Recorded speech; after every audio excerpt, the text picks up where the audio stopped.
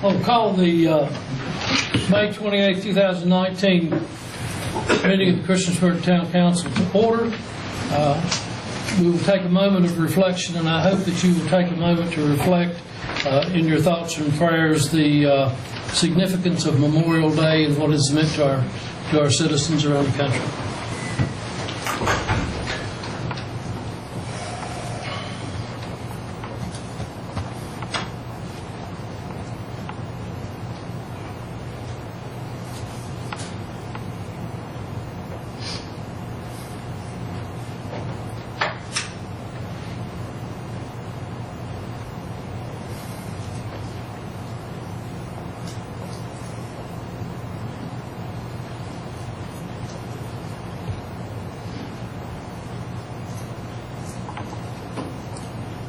Thank you. Y'all please stand and join us in the Pledge of Allegiance to the flag. I'm going to ask Councilman Harry Collins if he would do us the honors tonight. I pledge allegiance to the flag of the United States of America and to the republic for which it stands, one nation, under God, indivisible, with liberty and justice for all. Thank you. Are there any adjustments to the agenda?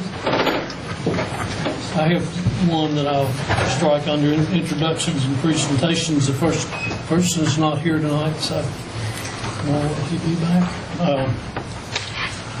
So hearing no adjustments, we will proceed with the open floor for public hearings. We have a rezoning request by Tim Lawson, agent for M&T Development, LLC, for an approximately 1.48 acre property located at 825 Park Street Northeast, tax map number 498-A-83 from I-2 General Industrial District to I-1 Limited Industrial District. Property is designated as mixed use with buffer industrial on the future land use map of 2013 Christiansburg Comprehensive Plan. Is there anyone here to address this issue? If so, please give us your name and address. Hi, Mayor, Council. My name is Marty Muscatello, and Tim Lawson and I are business partners in M&T Development, and we own the property at 825 Park Street. We also have our business, Foxguard Solutions. We're over in 2285 Prospect Drive over in the Christiansburg Industrial Park. We had our manufacturing at the building on Park Street for many years, and then when we outgrew that, we built the building that we're presently in over in Prospect, over in the park. Since then, we did rent to another light manufacturer, but then that company was acquired, and the acquirer moved it out of state. And so at that point, we began to talk to Pastor Tony Johnson and the church about leasing the property there on Park Street. Unfortunately, Tim and I did not realize and understand the zoning did not allow for a church to go into that property. So we're here tonight requesting the rezoning per your notes here. Thank you. Thanks, Marty. Anyone else? Yes, sir. My name is Tony Johnson, Pastor Tony Johnson, Three Strand Church. I live in Blacksburg, Virginia, and appreciate the time, and I will be brief. When we began to speak with M&T Development, we were leaving an aging facility located on South Main Street, Blacksburg. And today we have currently invested a little over $70,000 in the procurement and renovation of the facility. But notwithstanding, we want to make sure that all the I's are dotted and T's are crossed. One of the main moves that we considered was to that geographic area, because our denomination, our district, has asked us to reach out to the Floyd and Reiner areas as well as having a strong ministry in Blacksburg and Radford. It is central geographically, and its layout is very adequate for what we're looking for. So we appreciate your consideration in this and welcome any questions. Thank you. Any questions? I think that my understanding is in its current use, I-2, a church is not permitted, but in I-1, a church is permitted. Is that correct? Yes, sir. Okay. Anyone else to address on this matter? Hearing no one, I will close that portion of the public hearings. Next is the Public-Private Education and Infrastructure Act of 2002 PPEA proposal for development of a park on the former Truman Wilson property located at Peppers Ferry Road Northwest. Is there anyone here to address this? Christine Waltz, 1370 Rigby Street. I'm here because most of this process has been very, very private, and I have concerns. When I ask how much it's going to cost to maintain AstroTurf that you're planning on putting on fields, I get no answer. I've asked things like, have you considered the fact that it's going to require more people? Your concessions were bid out this year because you said you did not have enough people in Parks and Recreations. And when I talked to Bissett Park, they said it required 4 full-time people to maintain that park. It's about the same size as what your acreage is. And that during the full-time season, that it would require a lot of seasonal people, which would be at the same time as your aquatic center is open, who also seems to struggle with finding people. And I'm wondering if these things are taken into consideration, and I have no way of knowing as a taxpayer whether they are, because everything has been closed to the public. Everything. That is correct, and by the PPEA, they are closed meetings. Is that correct, Mr. Attorney? That is correct, sir. We're looking at millions of dollars of public funds. You know, not a small amount for a lot of people. And in my opinion, it should be more transparent. There should be more conversations about whether a penny and a half in food taxes, something Mr. Hubbard has mentioned, or a penny and a half in real estate should be added to everybody's budget per $100 for this. If I'm not mistaken, Ms. Walsh, you were at that meeting when we shot both of those down, so we're not going to... Well, you haven't actually, from what I understand, Yeah, we did. from what I understand, you haven't come up with anything yet. I know Mr. Stipe says he's hoping the marketplace will cover it. And if people weren't at these work sessions, there's no way they would know this. I'm fortunate. My husband has a very good job, which allows me to go to these work sessions. So I have a better understanding. But I've seen nothing to let other taxpayers know this is what's going on. This is how we're spending your money. This is what we're going to do. Other than, like I will say I did look at the pictures. They're very pretty pictures. But again, I don't know what's included in the bids and what isn't included other than the minimum that's on the contracts that you're put in your contract bid process. You know, because basically it says you can add more. So I don't know how my money is being spent. And I find that troubling. Thank you. Anyone else to address this issue?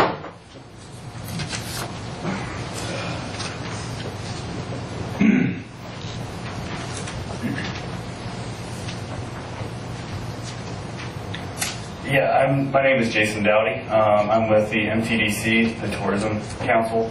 I'm also on the board of the Chamber of Commerce, and that is why I serve on the Tourism Council, along with owning Milestone Development, which is 3 hotels at Exit 118C.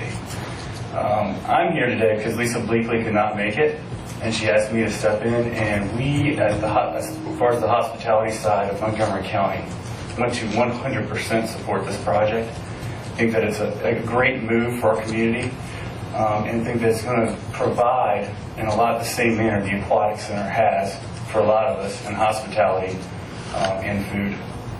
So that's all I have. If you have any questions, I'm glad to answer. We got anything? Thanks. Thanks, Jason. Anyone else?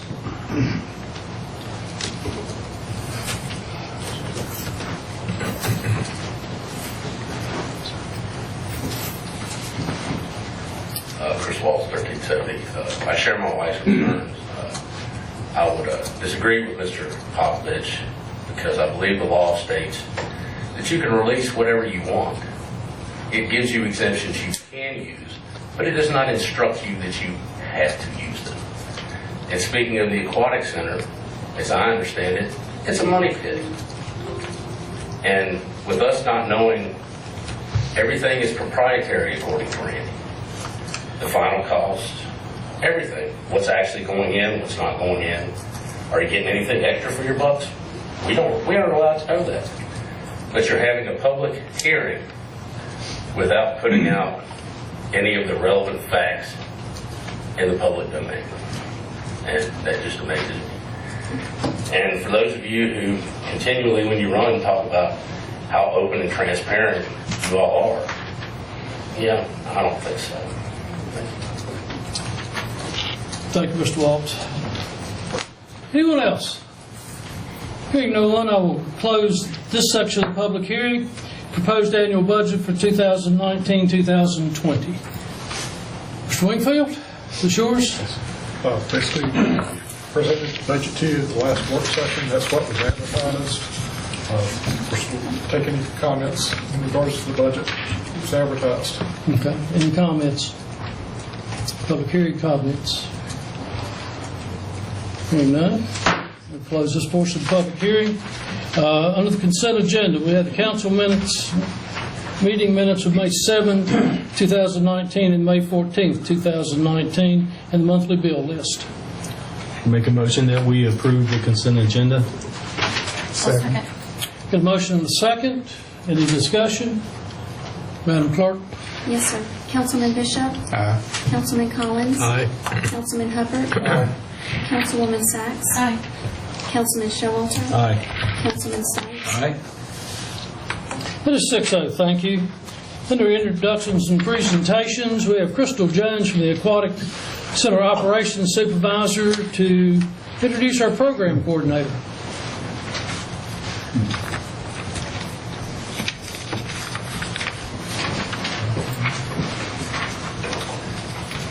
Good evening, Mayor Barber and Town Council. I would like to introduce to you this evening our new Aquatic Center Program Coordinator, Jillian Kowalczyk. Jillian holds a Bachelor of Arts from the University of North Carolina, Chapel Hill in Exercise and Sports Science with a minor in Coaching.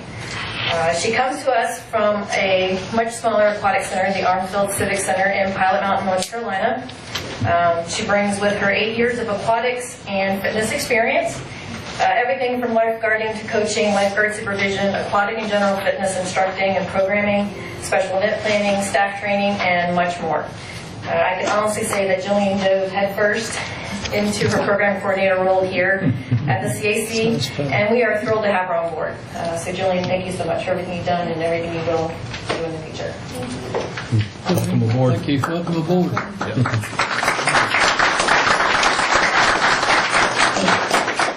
Melissa Dimmitt, Public Relations Officer, to present our Public Relations Specialist.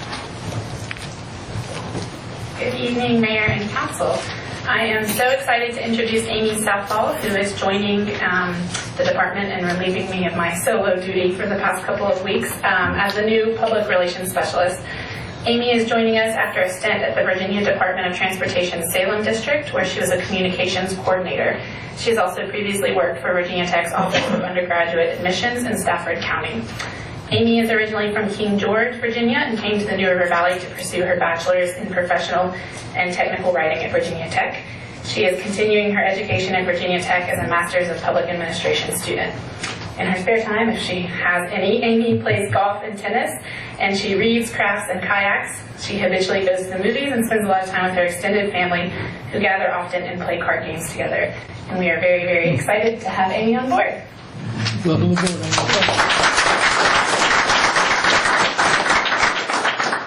Executive Director Chris Sanchez to present on the Christiansburg Institute Incorporated roof restoration project for the Ed Gray Long Building. Chris?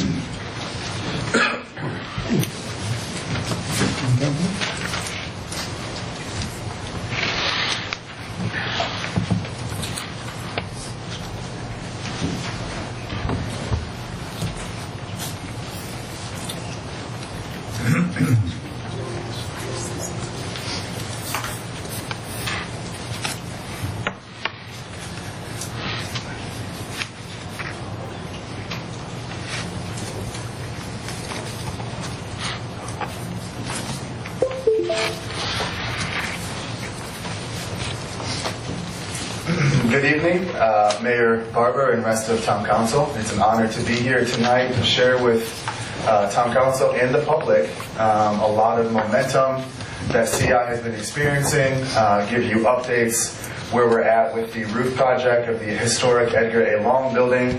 And to reference our PowerPoint, in addition, we'll be covering a 2017 budget proposal from Snyder & Associates that's circulated. We'd like to talk about that proposal and outline the scope of work for phase 1 of the roof project with the Long building.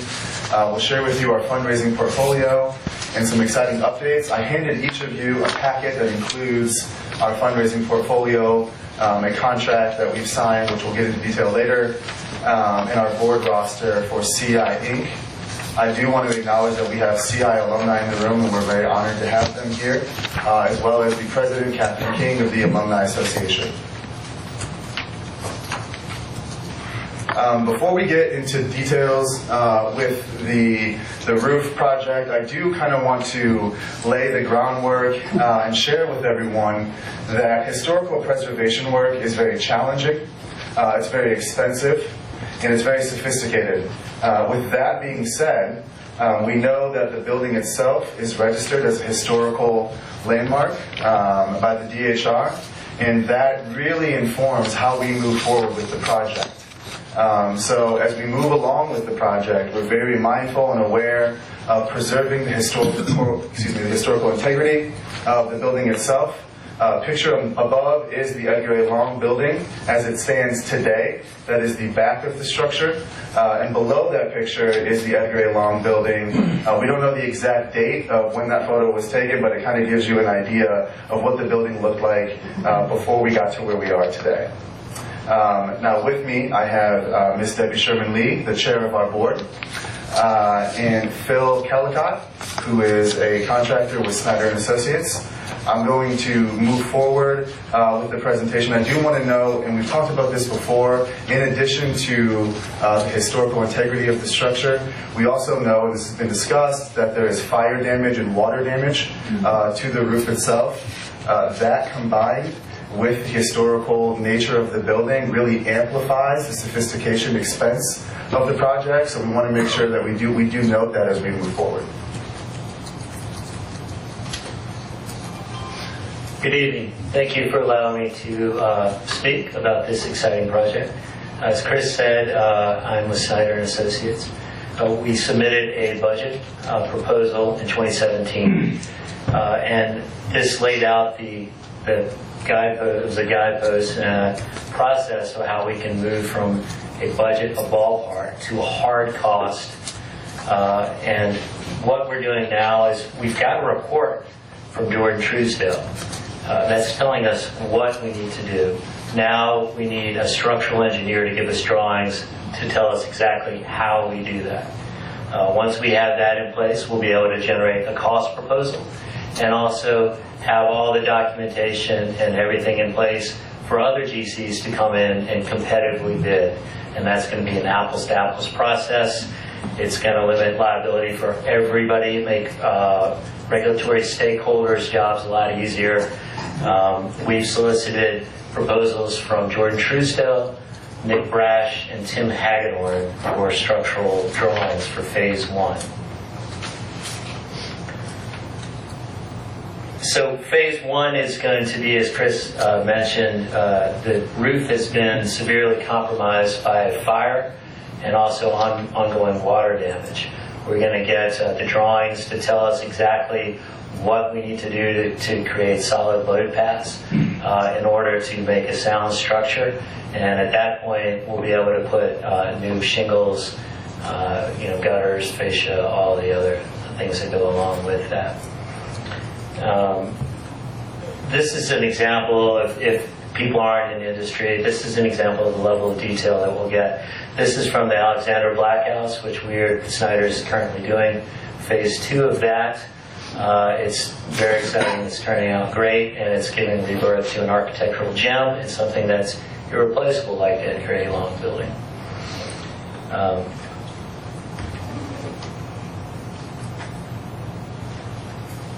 So again, we're moving from a ballpark figure to getting structural engineer drawings to tell us exactly what we're going to do, give a hard cost with that, we're opening up.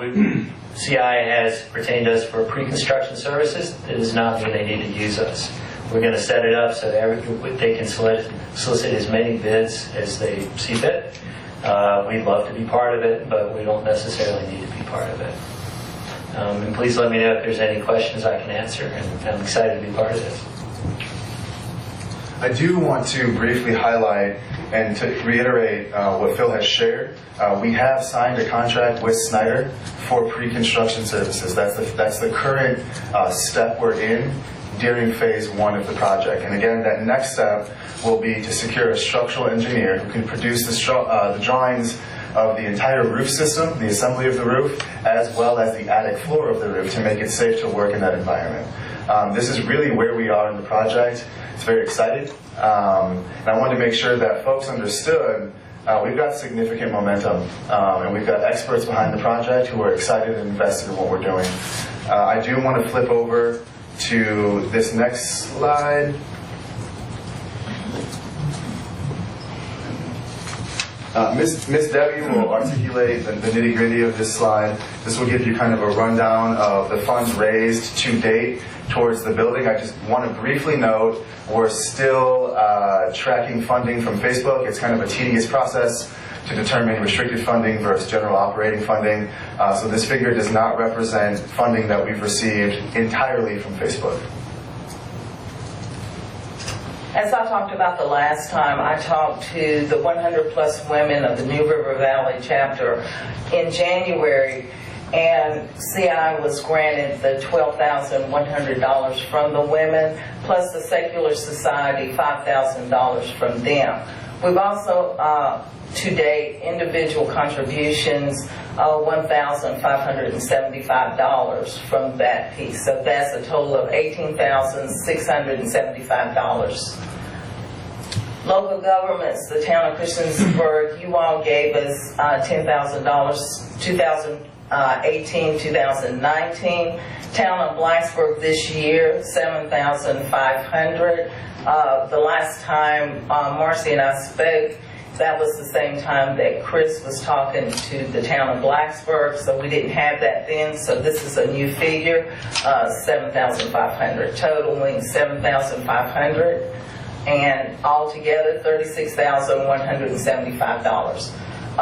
Also in the county matching grant, Montgomery County gave us $75,000 as long as we match that funds, and we're continually to raise funds to match that. We have private and local government at $36,175 right now. With Christiansburg support, with you all support, it would go up to $186,175. And again, we are continuing to look for other ways to raise money. It's a non-stop thing. And if you'll notice, historically, I've been involved with this amazing organization since 2017. I came in as project organizer. At that point, to date, the organization had approached this town and the county for funding for the nonprofit CI Inc. You'll notice that this fiscal year, we've expanded our reach to include the town of Blacksburg. I want to share why. We do know that alumni who attended CI came from all across the region, beyond this county even. We approached Blacksburg because alumni are asking, I'm from Blacksburg. There's a way to integrate Blacksburg into this process. They've demonstrated an interest. I was recently just with City of Radford Town Council, and we offered a tour of the Edgar A. Long building, the CI Smokehouse Museum, and the CI Cemetery, where Edgar A. Long is buried. His wife, Anna Long, is buried. Charles Marshall is buried. These are principals from CI who are buried very near Scattergood Drive, right near Dairy Queen, which is located next to the historical campus of CI. So we want to continue, and we will continue, expanding our reach to include across the region beyond just this county. And when I was with one of the city council members from Radford, pulled me aside and said, "Chris, this is the greatest untold story I've ever known in this state." We believe that's true. We know that's true. We've been very successful in raising funds for the building. And this is an opportunity for this town to demonstrate leadership, to support this project, and really preserve and develop, which is key. This is not just historical preservation because we like to restore pretty buildings. This is immense potential for the region. I know Ms. Debbie and Marcy spoke about this when they presented in March. We're really positioning CI as a national tourist destination for African American history in the rural South. We know and we see a surge in interest of Black history across the South. And we feel strongly and we know and we believe that our alumni and CI has a voice in the tapestry of that conversation. It's an opportunity to revisit where we are as a nation. It's an opportunity to lead forward in transformative ways. So we welcome you to join us in that project, and we will open the floor if there are any questions. Chris, I have one question. The funds you're showing out here total $36,175. Is that funds in hand or promised? Excuse me, that's correct. Yes. That includes the private donations you see in the portfolio there on the screen. It includes the $7,500 from the town of Blacksburg for the current fiscal year, well, fiscal year 2019-2020, and it includes the match of funding from this town, which was important for us to build momentum in terms of leveraging the streams of funding in fiscal year 2018-2019. So we have those funds, $36,175, which includes the match from this town as well.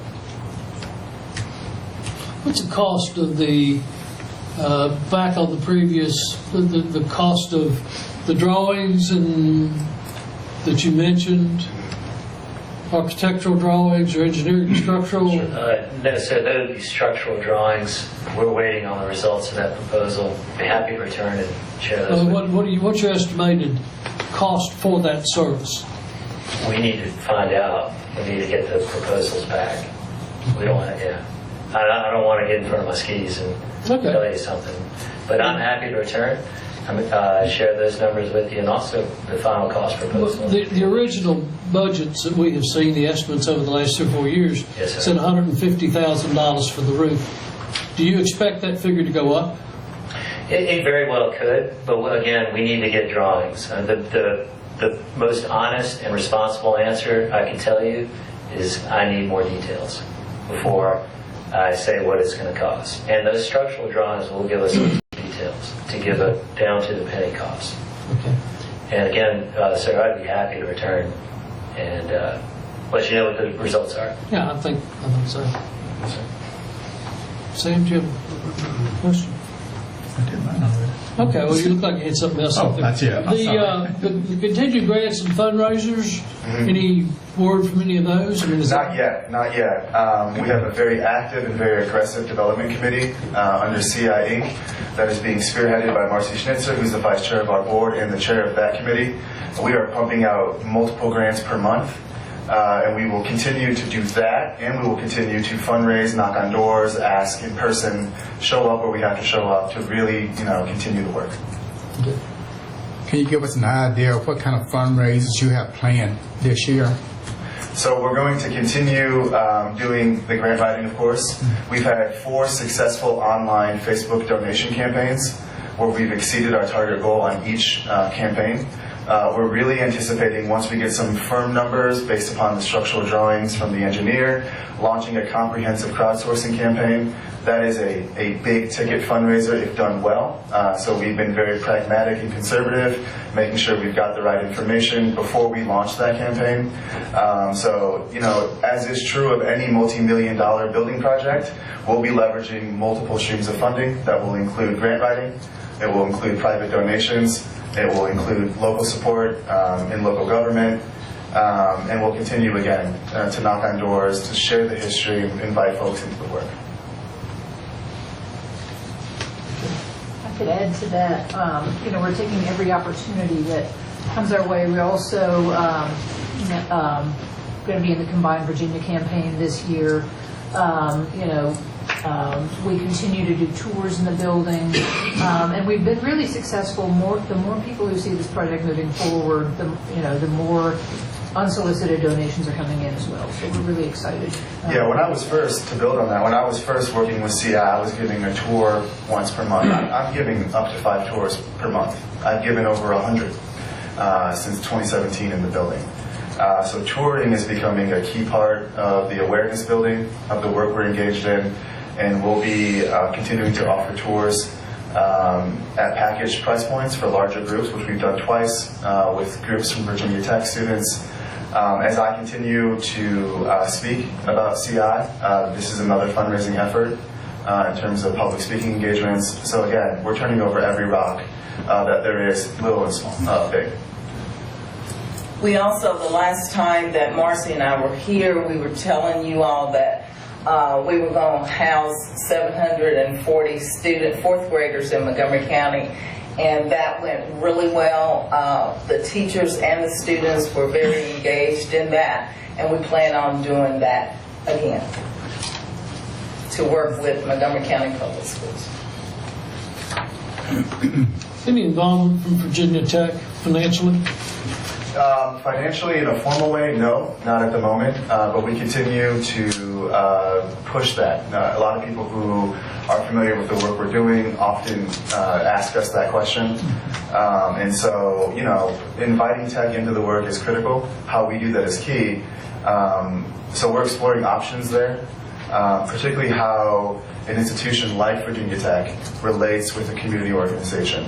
That's very key in terms of centering directly affected voices in the work we're doing. And we've been building those partnerships at Virginia Tech, and not just at Virginia Tech, as Ms. Debbie has mentioned, with the Montgomery County Public School System. We hosted 750 students for a 2-day tour of CI's property, and we're going to continue doing the programming in addition to the fundraising that we've discussed this evening. I had a very interesting meeting Friday morning with Rita Irvin, who's, I think, on your board. She is now on our board, yes. We met for about an hour discussing Christopher Institute. So. May I make a brief statement and I have a question? I noticed Mr. Charles Johnson is here. I grew up in Blacksburg, and I had no idea the history of Christopher Institute. I'm 54, and I moved here 25 years ago, and it wasn't until I came back and moved to Christiansburg I even knew about it. But Mr. Johnson told his story probably a dozen years ago or so, and it brought tears to my eyes in Blacksburg to know the man that cut my hair had for so many years the story. So the council person that talked to you about it being the greatest untold story, I believe that, and it wasn't. That's become a passion. And my question is, we had a meeting probably a year and a half ago now at the community center, and there was some talk about forming an authority that would be able to leverage some serious dollars from a consortium, including government and private. Has there been any progress made on that? I remember that meeting. I was in that meeting. Bob Leonard, the former chair of our board, now interim treasurer, was in that meeting as well. That's a very viable option that we've discussed since that meeting. And moving forward with the support from the town, we would love to sit down and explore in detail, comprehensively, what that will look like in real terms. But that was mentioned to our board. Bob and I have continued to discuss this, and we would want to circle back and think about how we can strategically integrate that into our work right now. And I think, personally speaking, I've become a passion to support this because I think it is a treasure, and I think it's something we need to do. But I think I'll speak for myself, I would like to see more progress on some of the things that we've talked about. But I seriously would like to personally see this done. I think my conversations with other council members, we all believe that this would be a great thing. Or the ones I've talked to. But, this is a part-time job for us. And it's also for you, but there needs to be some serious organization behind it. And I think that was a very salient idea, is to get an authority together to where you have real investors or whatever participants at the table. That's not. So anyway, I would I would like to see that. I don't know, this board has already voted privately about whether or not to support this, and we can revisit that at any time this year.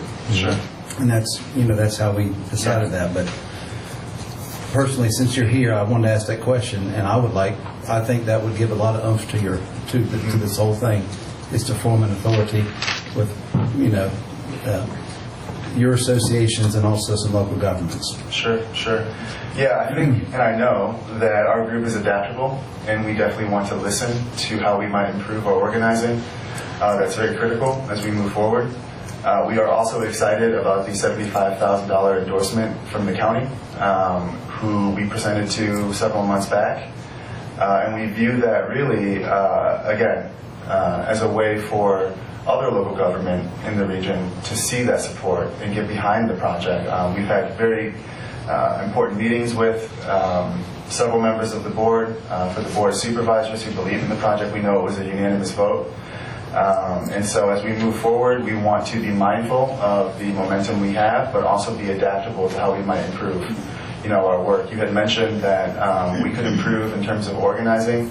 I'm not sure right now is the time to talk about that, but I would love to follow up and listen more in terms of what that might look like and how we can improve. I guess what I would say is, I think we'd be open for a proposal. And, because we don't own the property, and we don't want to own the property, or I don't think we want to. But I'm just putting that out there.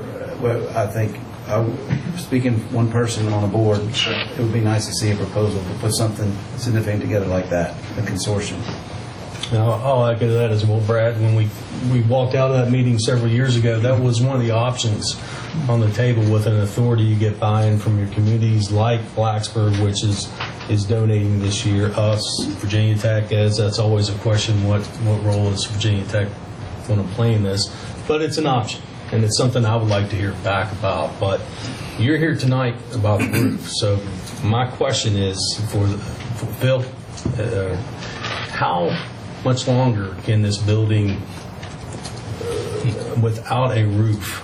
That's my biggest concern, because we all know when it's gone, it's gone. Okay?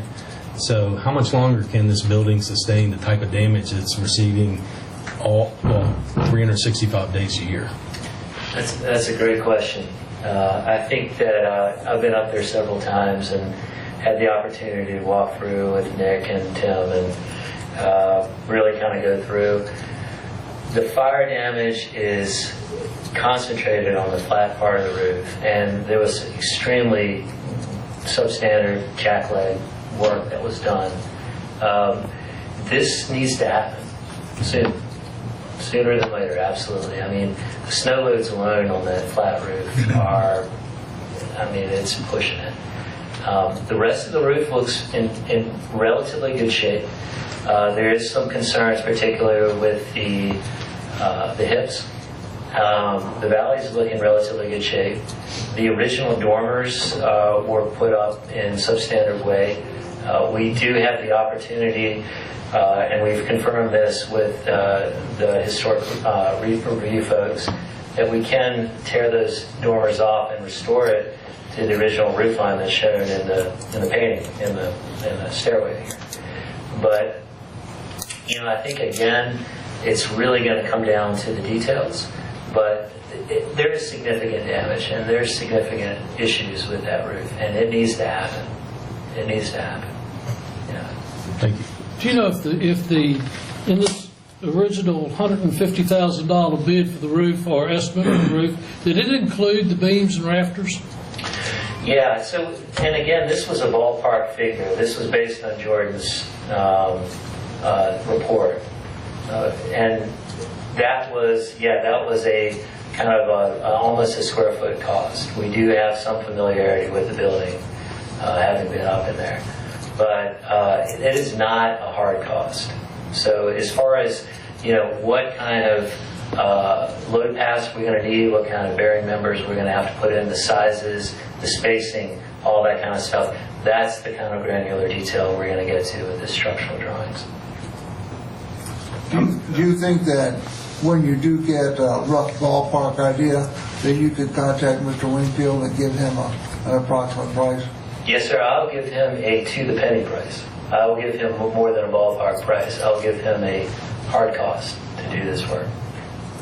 And absolutely, yes. And I can, again, I'm more than willing to come back and present it to everybody here, if that would be helpful. One last comment. I would propose to you that the $36,000 that you have in hand is more than enough to get the design work done that's needed. And I've never met you mentioned a guy, someone named Truesdale, and I've never met the fellow, but I know that he was the engineer on the Huckleberry Bridge. Actually, I think he was. The bottom line is, I think you have enough money to do that, and then with that, you could bid that out, and then you'd have some hard numbers. I completely agree with that. And that would be what I would propose to you, and to make it real, as some other council members are saying, make it real. Then we'll know. Yep, and I just want to reiterate, that's exactly what we're doing. Okay. This is phase one, what you just summarized, phase one. Phase one is pre-construction with Snyder. Snyder will seek out competitive bids from structural engineers to determine the drawings that will inform the hard costs. So this is the exact phase that we're currently engaged in. Very good. Right, and through that, when we do generate the cost proposal, we move from ballpark to an actual hard number, we're also going to be soliciting competitive bids from subcontractors, roofers, framers, those kind of folks. The matching grant that the county has offered you of $75,000, is there a time limit on that? Not that we're aware of, no. And I've spoken with several board members, and we've had that conversation, and no, we've not been made aware of a timeline.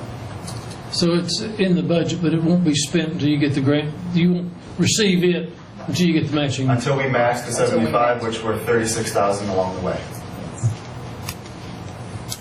Of course, you're going to use that $36,000 for your giving the contract really, so you're back down to really zero for the roof.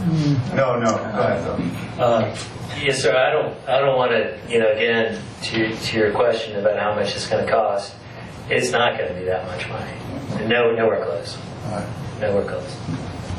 Nowhere close to 150,000.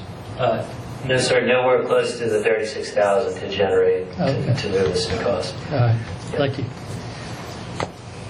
Any other questions, comments? Thank you. We appreciate it.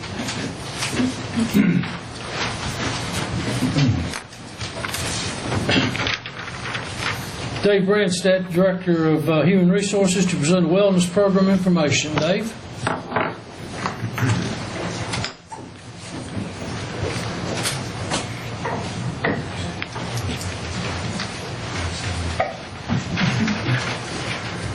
So, Mayor, members of council, thank you for having me here today. I appreciate it very much. If you want to discuss it out in the hallway, please.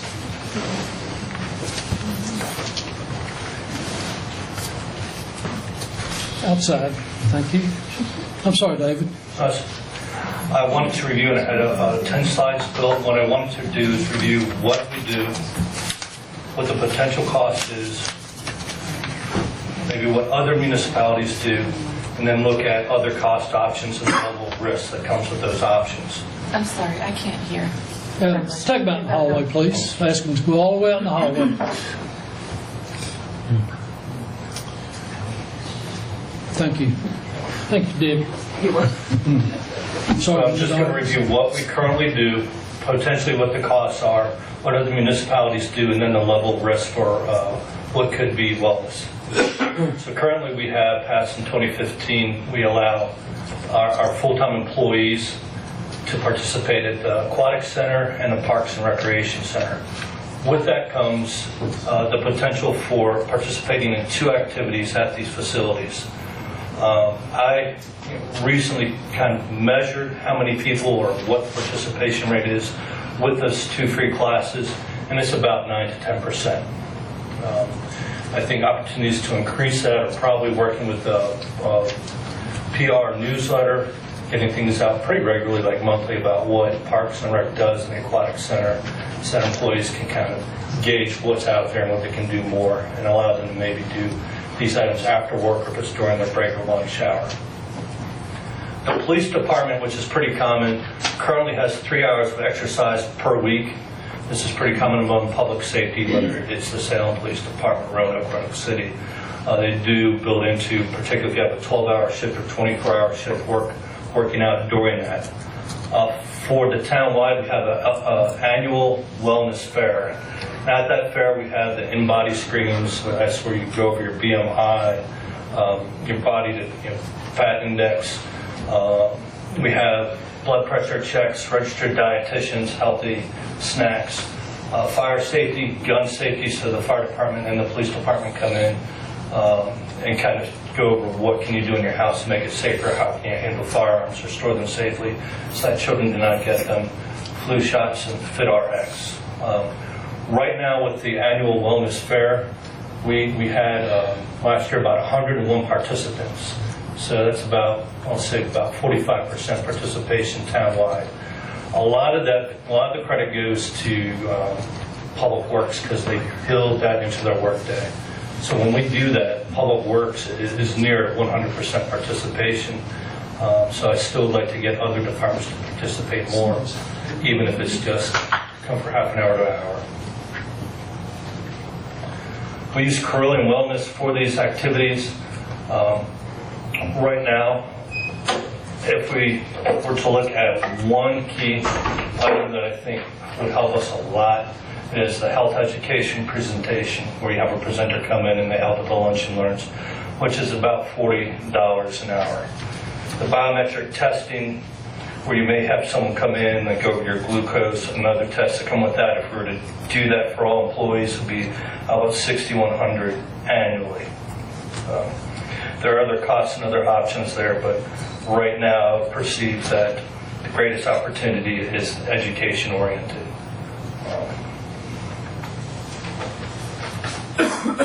With the other municipalities, I will not go over everything point by point, but what I find is with other municipalities that are about our size in employment, so for example, Radford, Blacksburg, we're pretty similar. Most of them have wellness fairs. Most of them do this through either their insurance or Carilion Clinic or, for example, Lewis Gale.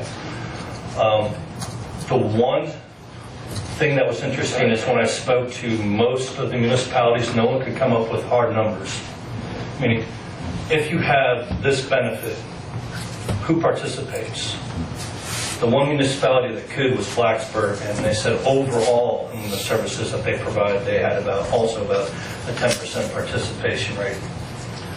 The larger municipalities such as Montgomery County, Salem, the city of Salem, Roanoke City, and Roanoke County,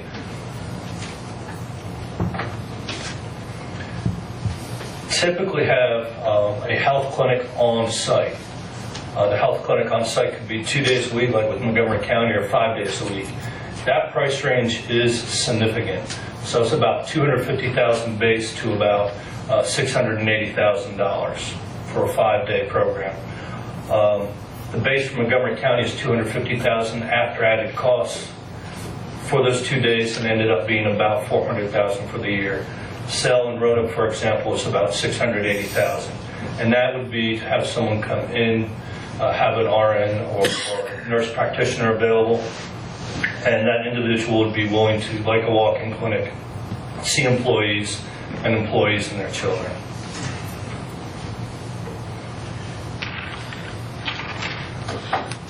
One thing that did come across my way, which I thought was a pretty creative idea, was Community Health Centers for the New River Valley said that if we were to do something, that they would be interested in partnering with us.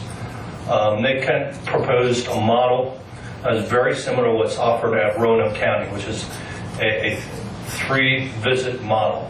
Model 1 is assessments and screenings. So what would happen is the employee would come in, they go through multiple screenings that I have there, whether for diabetes, cholesterol, high blood pressure. And from those screenings, they provide an assessment of where you are at, or where the employee is at, and what could they do. The cost for visit 1 is, if you look at the top left, would be $91, or about, for all participating employees, and I rounded up a little bit, so I used about 215 participants compared to our current 204, would be $19,500. We'll round up to $20,000 annually.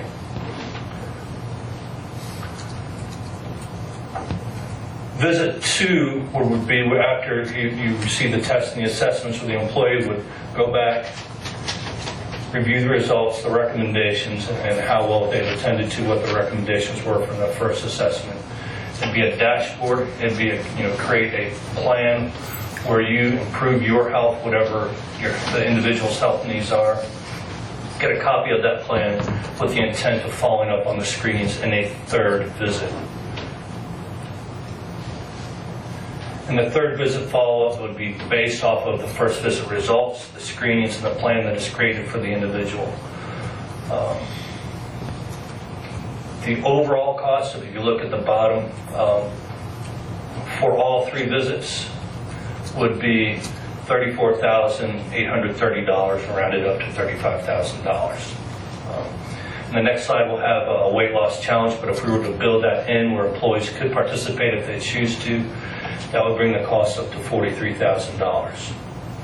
So what I found is community health centers in New River Valley provided us an option that other employers have at about a quarter of the cost.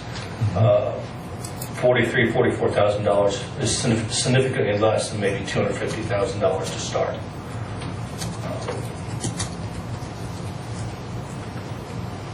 They also offered a 12-week weight loss challenge, and that is exactly as it reads. It's 12 weeks where the employee goes in each week and just charts their activity, their eating diary, how they're eating, have they followed the eating or nutrition plan. So there are some options, and I'm going from least expensive to midpoint to maybe the more expensive, which I've shared through the presentation. I also will go after the options about what are the legal standings to wellness programs right now. The least expensive option, I perceive right now, would be to include possibly 4 lunch and learns by department. I like that option because if you do it by department, it is not cookie cutter. So there is shift work, whether it's Public Works has a shift, police have a 12-hour shift, or administration may have different work hours. It allows the departments to kind of fit what is their population. So the police may have something that's different from the administration, what they desire maybe in a lunch and learn. That would come at a cost about $5,000. We can and should advertise more parks, recreation, and aquatics and what they do offer to our staff. So for example, Parks and Recreation may provide like an annual booklet of what their activities are. Once that annual booklet's out, that's it. So on our end, we could address that better and more regularly.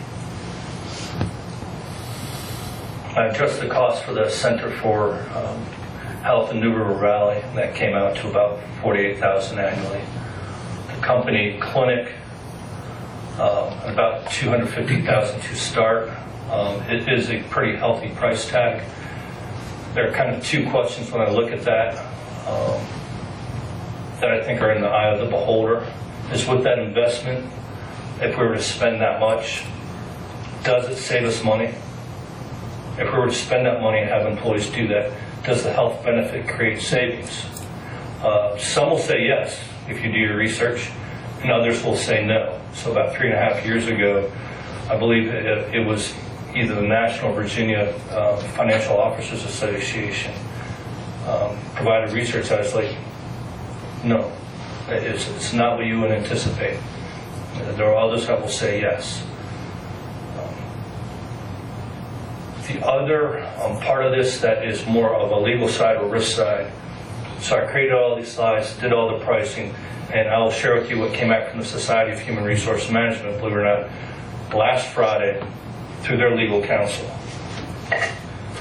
So with ACA has built into ACA some of the HIPAA requirements, and separate from that are the EEOC and what are some of the ADA requirements or protections. And their legal counsel, if you were to go onto Sharon's website and just type wellness programs are in limbo, that was what was shared on Friday. And to quote, they say that from the AARP lawsuit from there in 2017, the EEOC initially planned to issue proposed regulations in January, but delayed these regulations.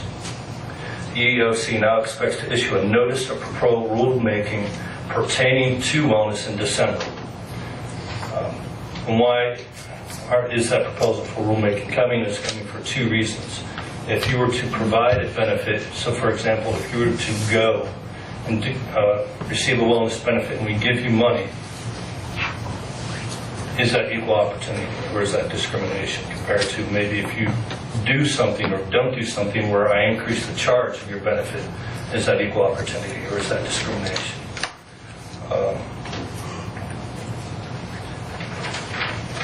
There are 3 levels of risk that they identify. If you were to provide a benefit and say, here's some cash for doing this, or you didn't do this, so we're going to charge you more money. The threshold right now with ACA and some of the items with ACA, HIPAA kind of tucks into that, are that you should never exceed 30% of whatever you invest in a benefit as a benefit or an expense to an employee for participating in that benefit. How much of that is flexible? They add this. The highest risk, if you were to keep or implement a wellness program, is to keep any incentive that is equal to or nearly equal to 30% of whatever you invest in medical insurance. The moderate risk is to significantly reduce from that 30% whatever that investment in as a reward or a benefit to the employee. The lowest risk, eliminate any wellness incentive or penalty altogether to avoid any penalty from the EEOC. And I'll read the following too. HIPAA protects group health plans from discriminating against individuals based on health status factors. The law divides wellness programs into 2 general categories: participatory wellness programs and health contingent wellness programs. Participatory rewards are based only on an employee's involvement. Health contingent incentive programs, incentives are attached to outcomes. So those are the 2 things we're looking at. If you participate, is there a charge that comes with it or a reward and how much? And if you incentivize something and we're looking for a result, is that health condition protected and how much are you giving for the result of that? Dave, how does the CHC-NRV fall within their findings? Pardon? How does the CHC-NRV proposal actually fall within those findings? Because I could see this as the town paying for an assessment, but an employee, they can choose not to participate in any type of assessment. Exactly, and I will answer that as what was addressed and what you asked is the EEOC will hopefully publish a proposed ruling in December of this year. That being said, I think there is risk going with that because we are paying money and we're incentivizing things one way or the other. So I perceive that as moderate risk. But we're not mandating that they have to go. If we make it a benefit, we could. If it's completely voluntary, then it's not a mandate. I would assume that's voluntary. So if we were to do something that's completely voluntary, I would hope you wouldn't force somebody to do an assessment and screen. No. But if we were to do something that is just completely voluntary but on work time, I think the lunch and learns are the safest.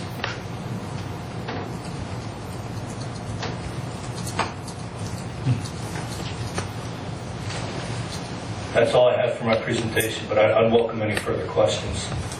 I think the individual assessment, like if you walk 10 miles a month, that you are maybe given a card, gift card, or you swim so much. Steve, I would think that's what he's talking about. I know, that's what you said, whether that would be discrimination or not, but I don't see it that way. No, that's undecided right now. That's why they're waiting to determine the rules, which I mentioned would be in November. But if you're going to ask me what's just the safest benefit to provide an employee right now, it would be education oriented, and that'd be a lunch and learn. But I know if I have a little incentive to do stuff, that I will do it. And I think something like that would pay off for people. You have little sheets passed out about what they're doing and if they're running or playing basketball, and that would maybe motivate people to do something, you know? Even if it was $10, $15, I don't know. Well, I appreciate the update, but you're obviously going to take this to the department head and run it by the employees, these options. And, Yes, sir. And then Randy, since it is a decision by the town manager and whether council, our decision is funding it. And we do some of the low-cost items within the current budget, like the lunch and learn. You know, we basically include those in the current budget. Basically, I asked Dave to come up with kind of essentially no cost, low cost, and even potential, I guess, future budgetary consideration, although it's not a recommendation to go to a company clinic.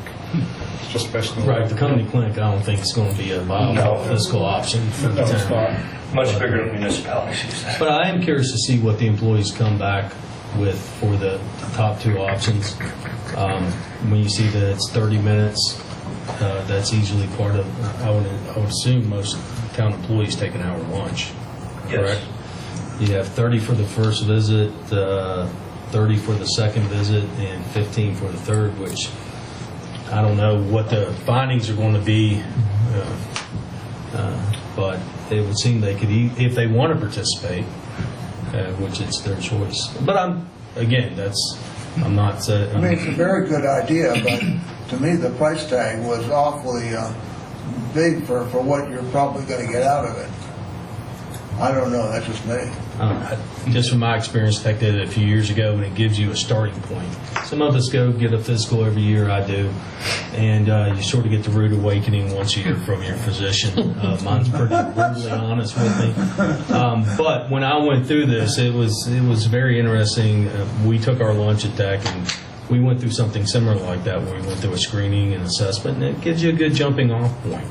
I don't know about the weight loss program, but I do want to find out what the employees think of these options. I would like to weigh whether or not, which one they would like to go with, and then of course we can always take a look at it with the budget amendment if we choose to move forward with it. But I do appreciate it. It's good stuff. Thank you. I appreciate your time. Thank you, Dave. Thank you.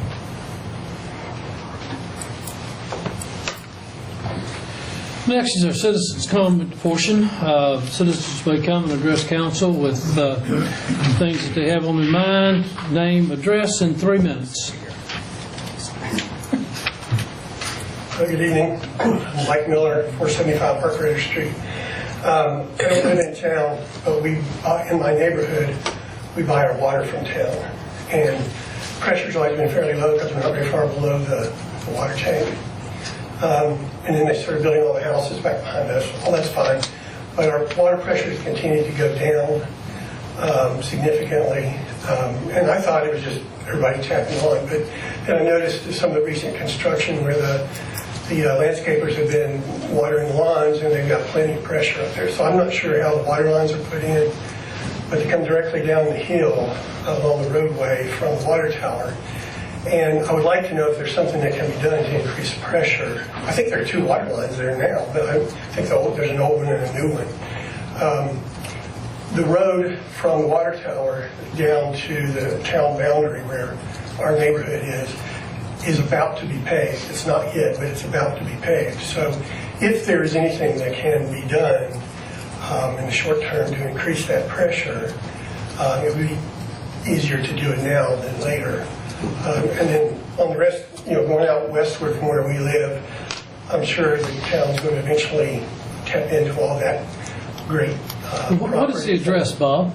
I'm sorry? What neighborhood? It's ours is Grandview Estates. Okay. The other is Kensington, where we'll talk about the road, all that sort of thing. So it's just, there's a lot more load on it than there used to be, and a lot of pressure's dropped down so much it's almost unusable sometimes, especially in the winter for some reason. So I don't know if we could get a bigger line, run down the hill on one of those 2 lines or something. That's not the whole solution, but at least it would help us out a lot. Because, back in the winter, we always had no pressure. And that's it. Randy, will you get with Jim? Thank you. Randy's going to get with Public Works. Okay, thanks.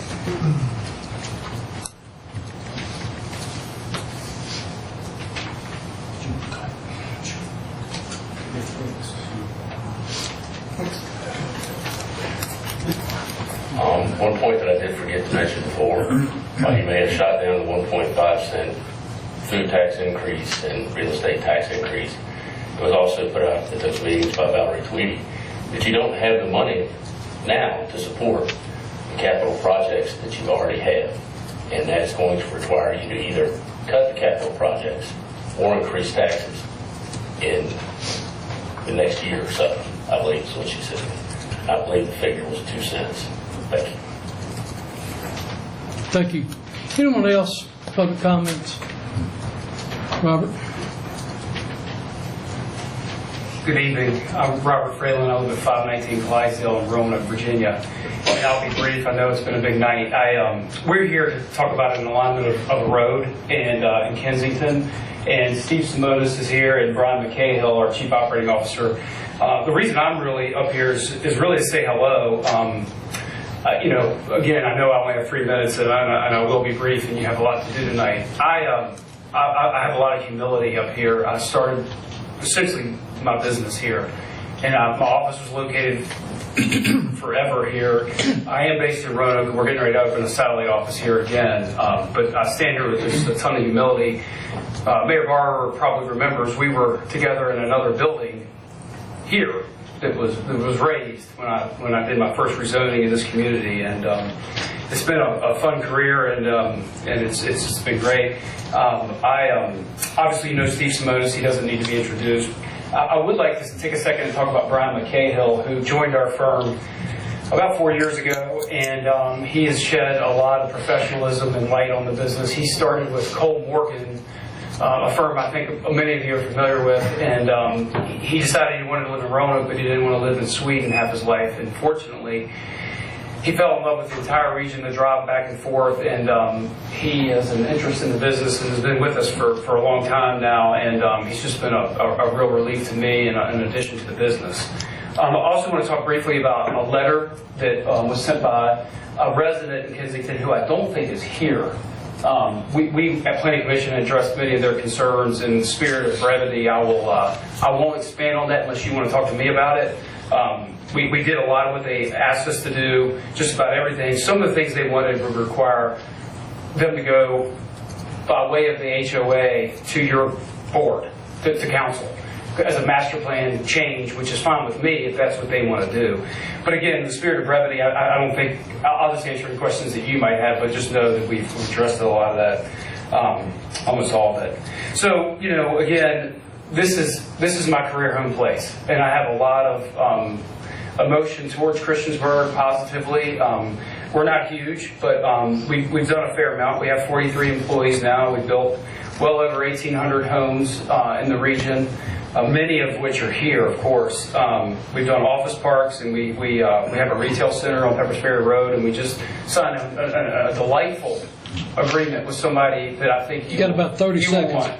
Yeah, and I'm done. And so Steve can talk. But anyway, I think you'll like this lease because it'll be a welcome addition to Christiansburg, and that's all I'll say. So anyway, Steve, any technicality stuff he would address? No, wait a minute. We're going to discuss this next on the agenda. Okay. Discussion by mayor and council. So I'm not sure. I was asked to present this now. That's fine. By Steve, and I don't know why. Yeah, we were told that you wanted us to kind of go through this and citizen comment. Right. But I said all I needed to say anyway, so I hope it worked for you. But I'm not even a resident of Christiansburg, to be honest. This is a citizen. Thank you. Okay. Steve, 3 minutes. Okay. So real quick, just as a follow-up from the last time we were here, we did hear some concerns from some of the residents, and what we expressed to Planning Commission last week was this project and this request that's before you tonight. There was no need for us to try to rush this through. We wanted to step back, so we asked for a couple months of delays or deferrals on action. There were several items that were already in progress when we started this piece. Some of the playgrounds, some of the pavilion and trail systems that are in Kensington right now.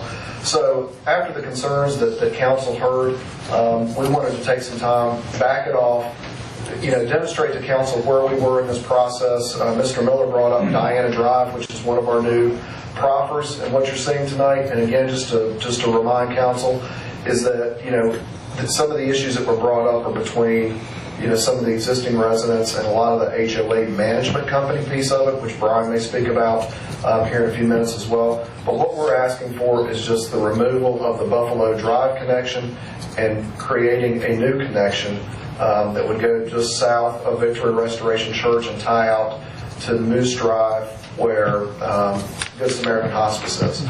So we're not asking to get rid of any of the proffers we had originally done that would change any of the meat of the project. There are some proffers we're taking out, but we're replacing those with similar proffers. So it's a road for a road, a trail for a trail, the way we're looking at it. But again, it was important for Robert and his team to be able to show council some of the things that were already in progress that some of the neighbors weren't aware of and go through that. But during your discussion, I'm happy to answer any other further questions council may have, unless you have any for me now.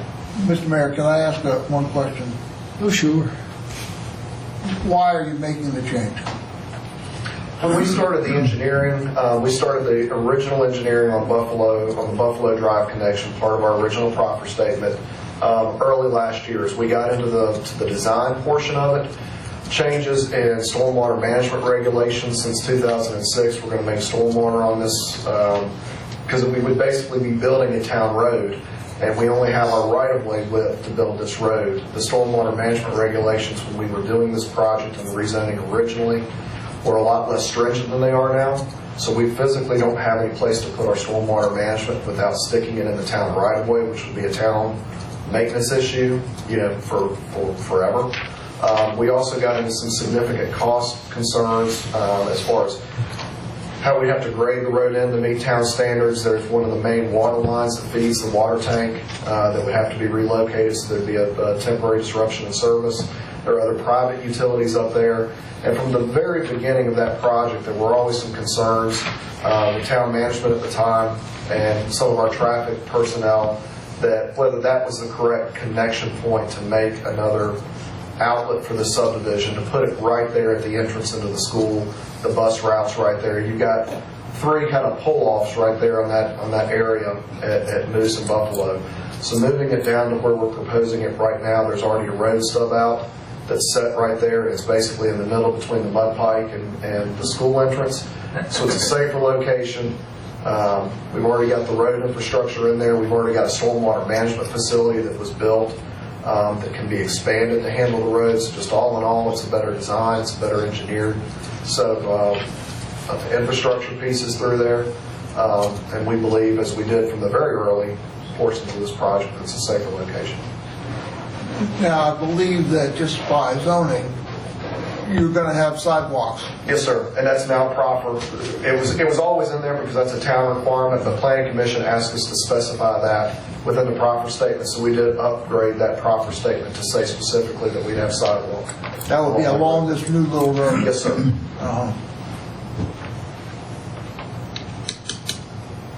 Thank you. Anyone else?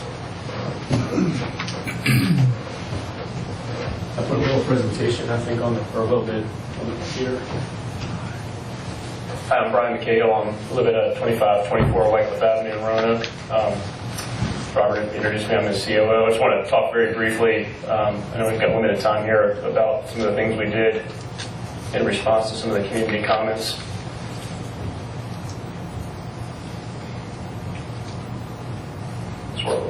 Thanks. Yeah, so I'll breeze through these real quick, but we have a long history here in Christiansburg, as Robert said. Some locations you may be familiar with: Regent Plaza on Franklin Street, Village Square, Good Samaritan Hospice on Moose Drive, and Good Samaritan is also a client of ours in Roanoke as well. We have a long history with them. Residentially, New River Village, we built 189 homes there. Winter Estates behind Village Square, 93 homes. Kensington is up to 131, and I know many of you are familiar with Shaw Development. We've done some builds for them and also purchased land from them and built on it. So Christiansburg is a big part of our business, and one we're fortunate to, a place we're fortunate to be part of. Very briefly, Kensington overview here. Each color represents a different phase. This has been a phased development over many years. We've been building as the market will absorb the homes, and each subdivision takes anywhere from 10 to 20 lots down. We finished, I believe it's 5 of the phases so far. We have 2 in process. This is an aerial shot of the 2 sections that are in process at the moment. So to the right-hand corner is what we call phase 4 with 13 lots, and we've completed 8 homes there, and we have 5 in process that'll finish that out. And then to the left of that is there'll be a paved road going in there, hopefully next week, weather pending. That'll be phase 6 with 15 lots. We've put pocket parks into the community, 2 pocket parks. We're donating wood chips to be installed underneath them. We have a pavilion that we'll be putting in as well that I'll get into in the next slide. And Murray Realty is the HOA manager of this community, and so we worked actively with them in response to some of the community concerns. We fired the landscaper, hired a new one that actually lives in the community, expanded the scope of work to encompass what the residents were asking for. And I think they've been pleased with the changes we made this year. And there's several other requests that I outlined in a letter to you all a few weeks ago.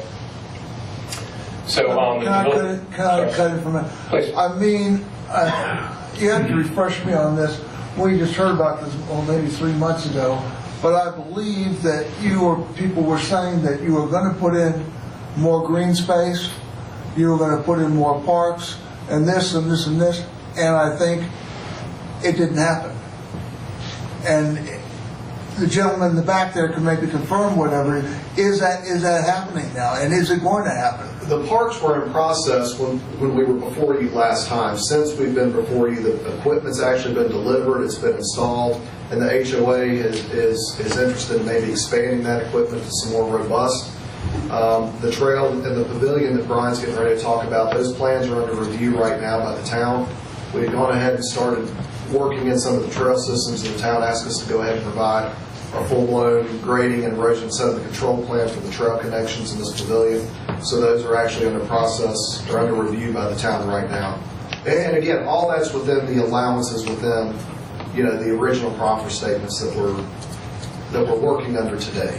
And the town has it down, Mr. Wingfield, that before they finish the project, these things have to be in place. Is that right? There's certain triggers for certain items. Okay. But yes. All right. Exactly. So, I mean, before you guys make it out of town, these things will all be done. Oh, of course. Okay. Yes, sir. Before we technically have to do them. Not to be hateful. No. I'm sorry? Not to be hateful. Oh, no. Good guys. That's right. I'm sorry. No, please, those are great questions. That's really what we're here to explain is, we had some weather challenges. We've learned we didn't realize we needed a separate E&S plan for this pavilion. We're happy to do it, and as Steve said, it should be done.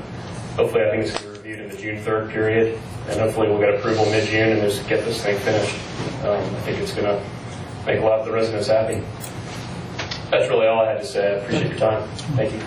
Steve, I'd appreciate it when this thing is over with, if you wouldn't, give me a call and maybe take me around. Happy to. Okay. It's a very robust citizens' comment portion. Committee, anyone else to address council? Thank you. Committee reports. If you want to combine committee reports and council reports, if I'm calling on you, you've got a couple of things, and we may not have to do all of the council reports also. So I want to start with Mr. Collins. I don't have any reports at all, buddy. Nothing. All righty. Mr. Bishop. All right, if we combine them, I just want to say it was good seeing some of the council members at the farmers market last week showing their support. And hope we can continue to do that. I missed all of you. I was there early, but anyway. It's spending our money, right? Yes, that's spending our money. I have nothing to report. Mr. Stipes. A brief report. I guess yesterday, since we're combining the council reports, I'd just like to make a note that Mr. Lansanese is here, and our town horticulturalist, Michael Huseman, their handiwork is on display all throughout town, but actually yesterday morning, it's a little video clip of our Huckleberry Trail up in the vicinity of the bridge crossing, and I want to publicly recognize the professionalism that's on display for our citizens across the town, the focus we have, and actually standing up there at the bridge, I thought 3 different thoughts. I thought this was small town living at its best because we actually have a bridge and a trail, We actually have it looking first class, nice, proud. And then we also have citizens memorialized along there with benches and so forth. And I just thought we're blessed, actually more than fortunate, we're blessed to live in a town like this. And I want to publicly recognize our staff for the professionalism that's on display for everyone to enjoy. You know, I'd like to second that. You're up next. Thank you. Go ahead and second. I'm sort of on a roll right now. I'd like to second that. You know, it's my wife's bench that is up there on top of that bridge. And he told me about 6 weeks ago, he said, I'm going to work to make that special this year. And he has come through. My comment now, Mr. Mayor, is on the budget this year, we had a lot of talk about the Aquatic Center and about the cost of the Aquatic Center.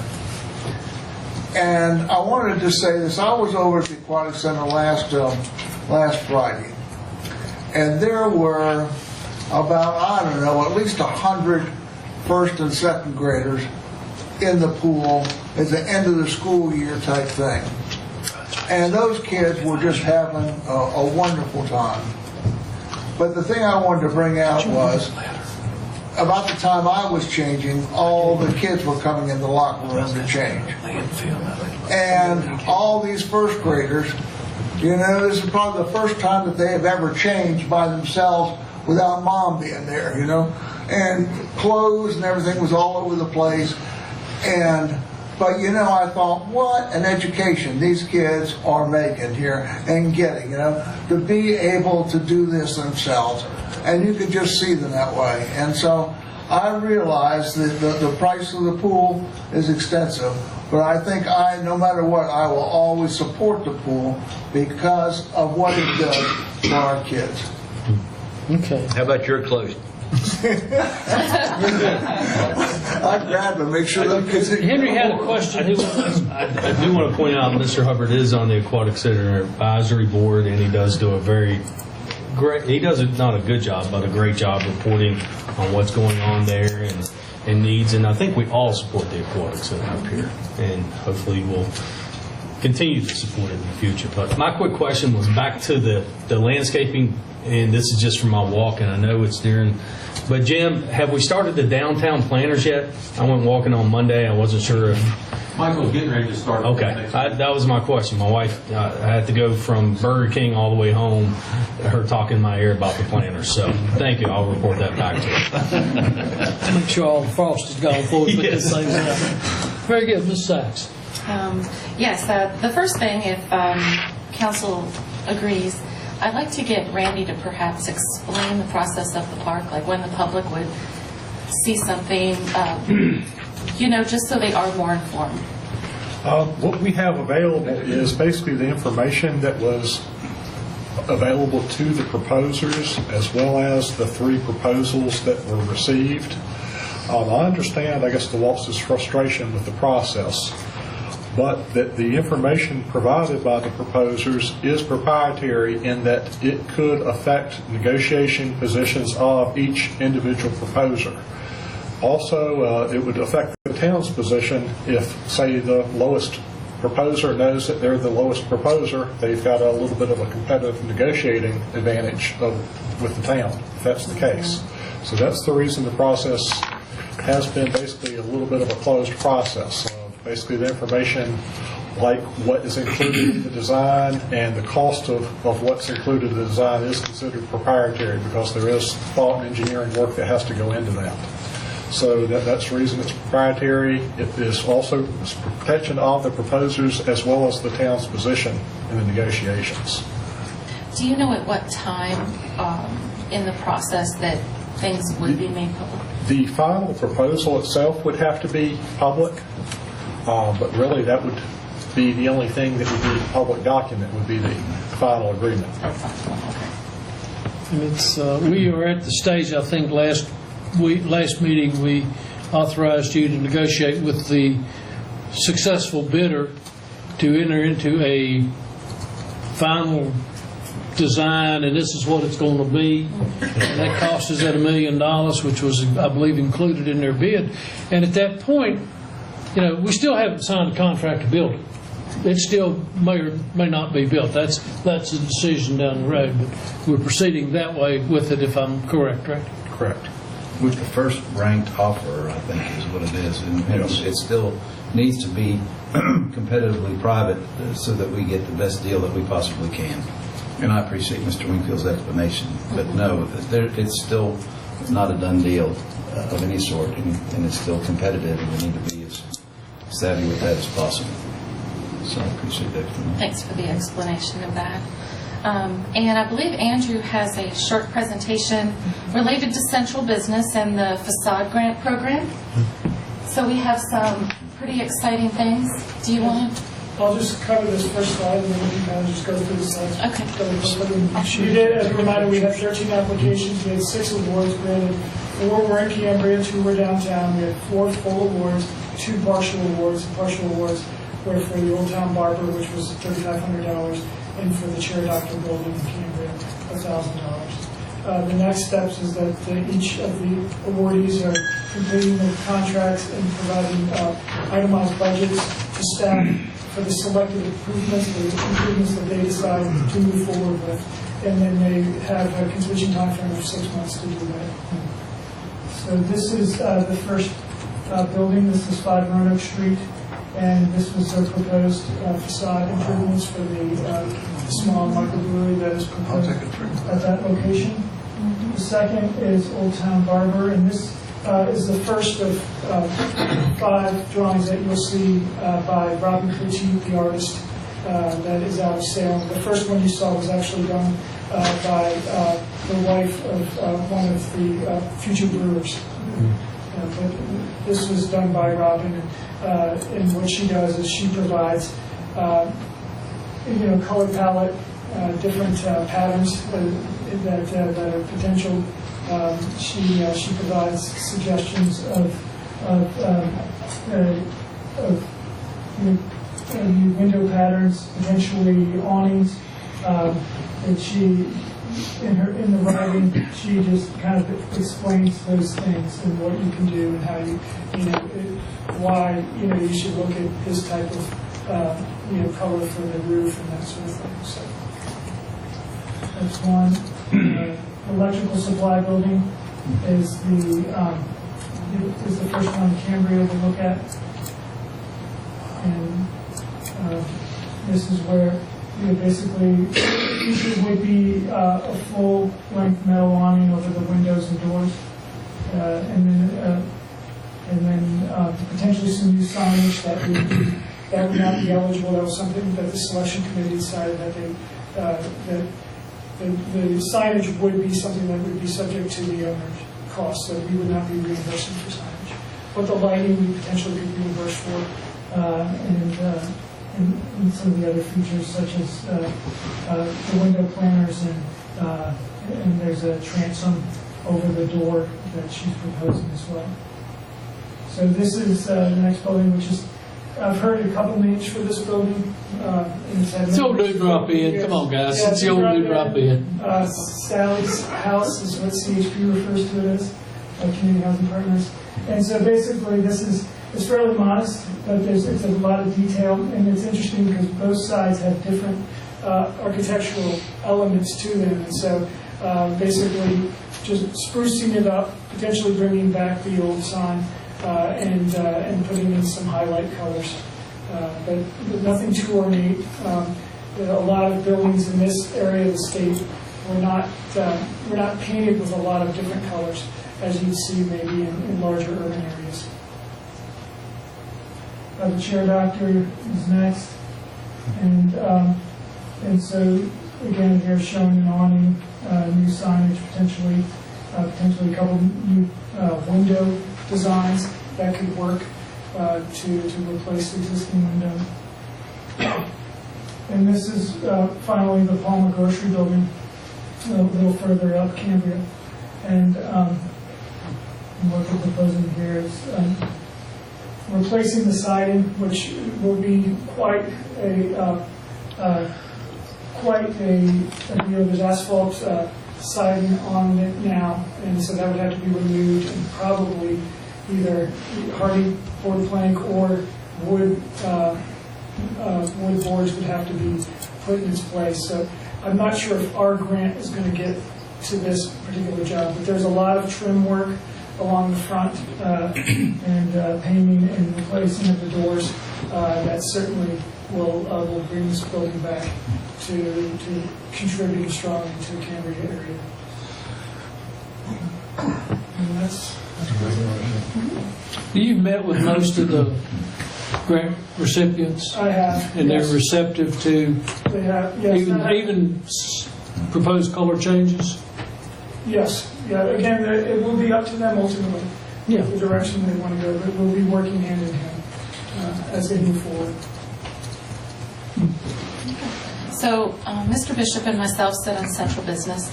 There's a massive to-do list that we have, but hopefully at least once a month we can bring you new developments and the things that are getting ready to happen so you can start to see them in the community.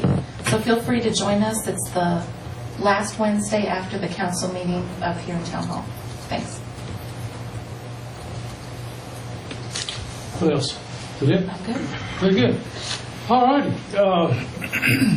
Discussion and action by mayor and council. Rezoning request by F&B Land LP for an amendment to proffers on approximately 38-acre portion of tax map number 525A4, located north of Diana Drive Northwest, east of Aldrich Avenue Northwest, and south of Kensington Way Northwest in the Kensington subdivision. Property is zoned MU1 with proffers, and request is to amend the proffers accepted in the 2006 rezoning action, and property is designated as residential and feature land use map of the 2013 Christiansburg Comprehensive Plan. Public hearing was held March 12, 2019. Make a motion, we grant the rezoning request as presented to us. I second that. Got a motion and a second. Discussions?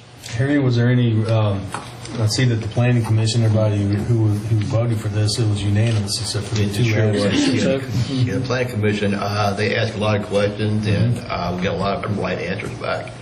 And like I said that night, this is the first time that I can think that a company has done this, stopped and, in what they did, come back to it, which is a real plus for them. And yeah, everything looks good. Thank you. Got a motion and a second.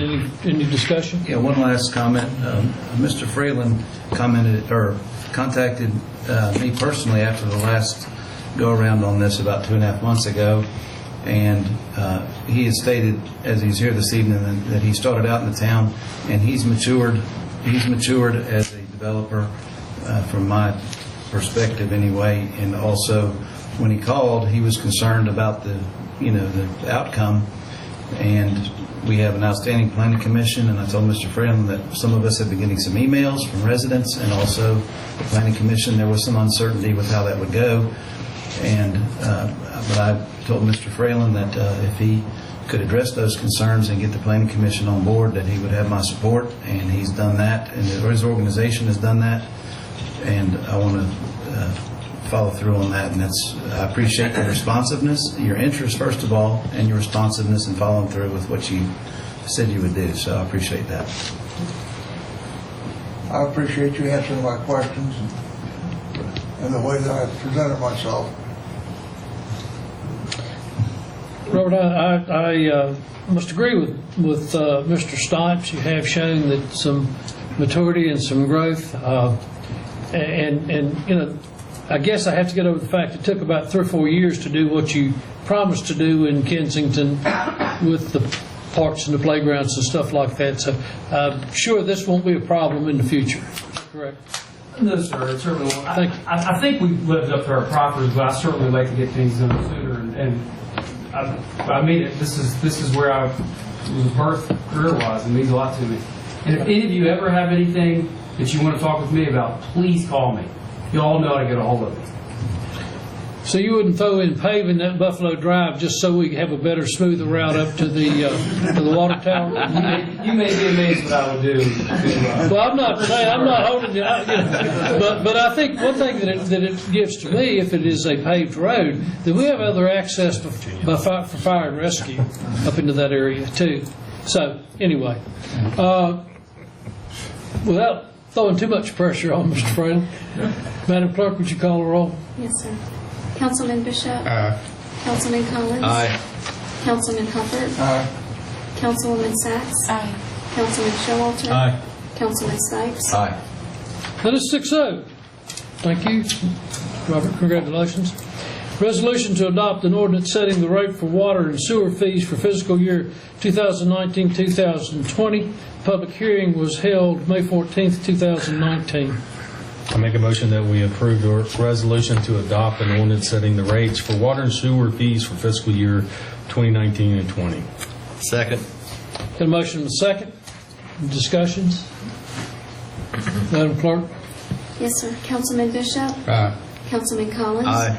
Councilman Hubbard? Councilwoman Sacks? Aye. Councilman Showalter? Aye. Councilman Stipes? Aye. That's 6-0. Thank you. Resolution to adopt an ordinance setting the real estate tax rate at .16 cents per 100 for calendar year 2019. Public hearing was also held May 14th, 2019. Make a motion that we pass a resolution to adopt an ordinance setting the real estate tax at 16 cents per $100 for calendar year 2019. I second it. Motion and second. Discussion? I just want to make sure everybody understands, just because we're having to vote on this does not mean there's a raise. There is not a tax increase. Okay. Very good. Madam Clerk? Yes, sir. Councilman Bishop? Councilman Collins? Aye. Councilman Hubbard? Councilwoman Sacks? Aye. Councilman Showalter? Aye. Councilman Stipes? Aye. That's 6-0. Resolution to adopt an ordinance setting the personal property tax rate at 45 cents per 100 for calendar year 2019. Make a motion that we approve the resolution to adopt an ordinance setting the personal property tax rate at 45 cents per $100 for calendar year 2019. I second it. Motion and a second. Any discussions? Hearing none, Madam Clerk? Yes, sir. Councilman Bishop? Councilman Collins? Aye. Councilman Hubbard? Councilwoman Sacks? Aye. Councilman Showalter? Aye. Councilman Stipes? Aye. That is 6-0. Thank you. Staff reports, department heads. Town manager? We have currently $2,500 earmarked in the current budget for Wonder Universe, the Children's Museum, and that is contingent upon them locating in Christiansburg. Right now, they are remodeling at the mall, and Val and I basically had the question of, does that meet council's intent? That's the previous year, right? For this current year. Current fiscal year, we have $2,500 earmarked for them, contingent on them locating in Christiansburg. They have, of course, closed their Blacksburg location and are remodeling here at the mall. They aren't really officially open. They have had a couple of, I guess, kind of events at their space there, but they aren't really currently open. They've signed a lease. They have a signed lease. They do have a Yeah, signed let's go ahead and lease. get them. Somebody. So that's That's fine. enough. Okay. And Harry, what did she say? She said she's going to try to open by the 1st of September when we were talking to her. Yeah, I think that's right. September. Just let you know you're all registered for Virginia Municipal League. If you aren't going, let Michelle know. And if you would have any guests, if you could also let her know. It's in Roanoke. Yeah, we're not renting a block of rooms as we've done when it's been out of town. We do have one room that will be reserved from the mayor's conference, which begins on Saturday through Tuesday night. That would just kind of a rest, relaxation, change type. Just have a place to crash if you need it. So we've only got one room going on it. So if you will let Michelle know if there are any spouses, friends attending. What's the dates on that? May 3rd through the 6th, 7th, 8th, somewhere. It starts the 4th, although I think that's probably the mayor's conference. It runs through the 8th. Mayor's Conference is the Saturday and Sunday before conference starts on Sunday, 6th, 7th, and 8th. Correct. Okay. And just ask council if you would have desire for a budget work session. Right now, there's, I guess, 900-some thousand unassigned fund balance. If you'd want to discuss that or any other items with the budget, do you feel a need? If you don't, that's fine too. Yeah, I think we do need one more. I agree. I agree. I know Councilman Stipe's going to be out of town for the next council meeting. Right. Would you want to try to have it before then? Say, for example, maybe the June 4th open date?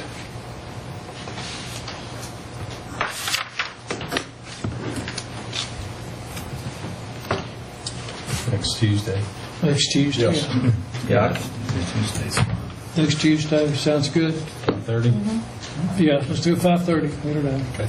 And I was planning on putting the vote not on the 11th, since Brad's not going to be there, but the 25th. Did give you time to get everything done, Ms.? Oh, sure. If you want to do it the 11th, I could call in. I don't know if you want to, if it's that urgent. Whatever. No, that's up to you. It's not up to, I mean, yeah, if you want, whatever the, If we have a work session on the 4th, and by the end of that meeting, we kind of have a final as to where we're going to be, then whether you pass it on the 11th or the 28th is not going to make. You can get started on the definites that you know are there. Yeah, I mean, thanks. I'll know what the numbers are pretty much and be ready to fire it off July 1. Okay. June 4th, okay with everybody as far as your day? What time would you like? 5:30. You gonna bring something to eat this time? Not me. I didn't call this meeting.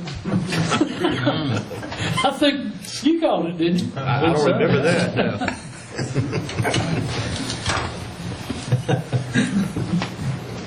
Okay. That's all I have. Yeah. Is that all you got? Yes. Okay. Mark, town attorney?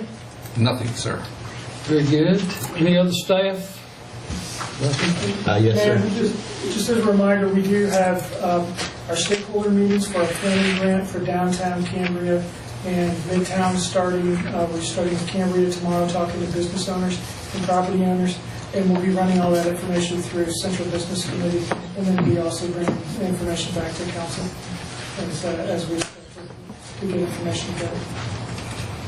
Very good. One more thing, please, sir. We talked about the planning commission. Has that been worked out yet, that we need to add more? I have met with Andrew and Randy, and based on the response from the emails that I got, we are going to advertise openings on the town website. Okay. Good deal. Has that been started yet? I guess getting ready to get done. We get it posted. It is. We'll get it posted. We'll get it posted. Okay. Very good. Yeah, we've lost several planning commission members through moving out of town and family obligations. We're down to 8. I think we need to operate at least at 10 or 11. Yeah, to attrition, absolutely, because we may lose 2 more. You never know. So it's good to have them on board. Okay. On the council reports, the only 2 things I want to mention is we've had reasonably good success with the Take 60 on Hickok Street, the Friday lunch thing. We had there's always 4 or 5 staff members there, but this past week we had 4 ladies that work downtown that had enjoyed coming over, and I think we're going to try to maybe enhance that a little bit, maybe with some umbrellas, and they're just sitting right out in that baked sun. Don't take ice cream long to melt. So I think I talked to Casey. We're going to try to do something that would enhance the shade, and he's got music going. We need napkins. So that's one thing we can improve. Need napkins? Have napkins. Okay, very good. And the other thing, it does not have anything to do with town council, other than the fact, I don't know whether you all saw the Facebook today, but longtime business owner Lowell Wade passed away yesterday. He was the Wade's grocery store chain. And if I'm not mistaken, years and years back, I think Lowell was a member of the town council. He was. So, and if you'll keep the Wade family in your thoughts. Anything else to come before council? Then we are adjourned.